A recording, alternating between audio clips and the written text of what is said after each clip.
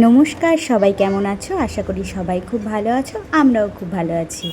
আজ অনেক দিন পর একটি সুন্দর ব্লগ নিয়ে তোমাদের কাছে এসেছি। আজ যাব একটি মন্দিরে, সেটা হচ্ছে কল্যাণীর সতী মায়ের মন্দির।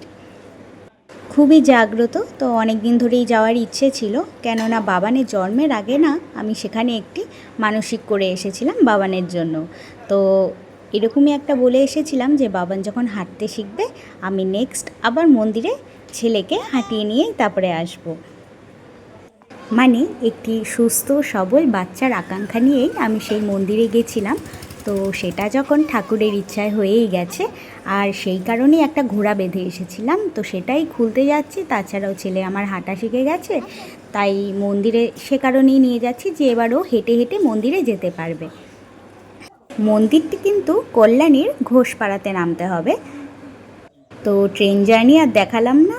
তো আমরা কিন্তু মোটামুটি 1-1.5 ঘন্টা মনে হয় লেগেছিল, মন্দিরে পৌঁছে গেছি। তারপরে এরকম পুজোর সুন্দর ডালা পাওয়া যাচ্ছিল, যে যেরকম দামের নেবে, তো সেরকমই আমরাও একটি নিয়ে নিয়েছিলাম। তারপরে পুজো দিচ্ছিলাম।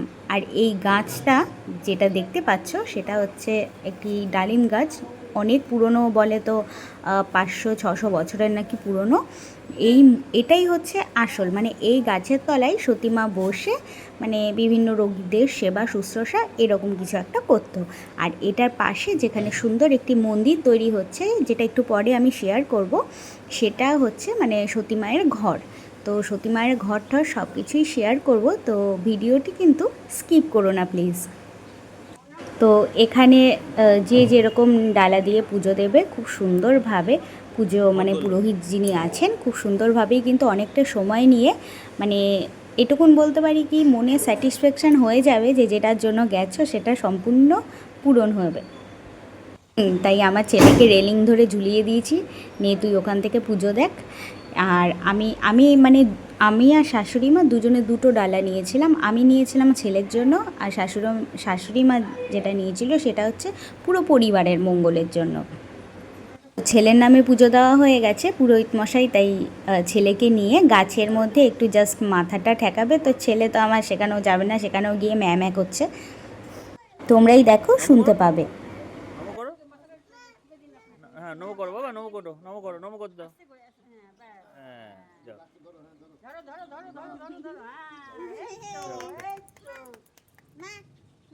যাও।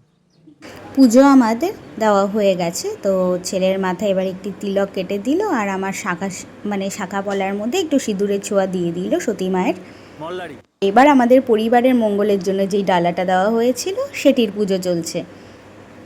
দুজনেরই পুজো কমপ্লিট। তো ডালাগুলো আমাদের ফেরত দিয়ে দিল, আর এখান থেকে একটু মাটি দিয়ে দিল, মানে এই মাটিটাকে খুব পবিত্র বলেই মানা হয়।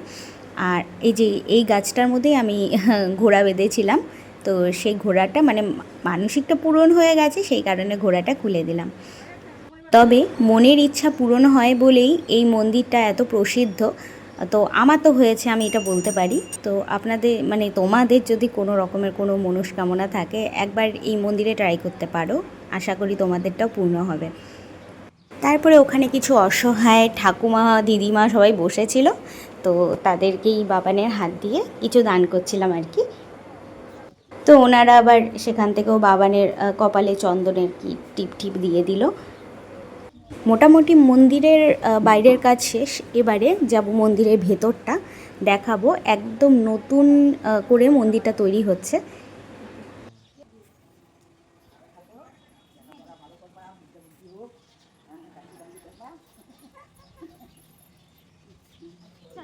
হয়ে গেছে সব ঠাকুমা দিদিমাদের আশীর্বাদ নেওয়া।